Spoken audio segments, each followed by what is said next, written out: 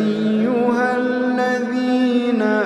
آمنوا كتب عليكم الصيام كما كتب على الذين من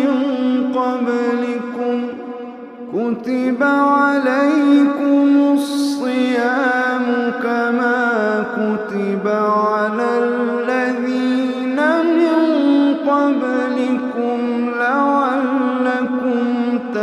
تتقون أياما معدودات فمن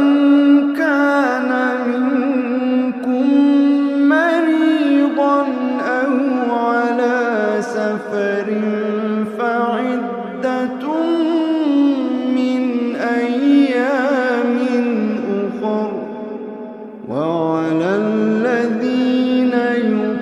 يطيقونه فدية طعام مسكين فمن تطوع خيرا فهو خير له وأن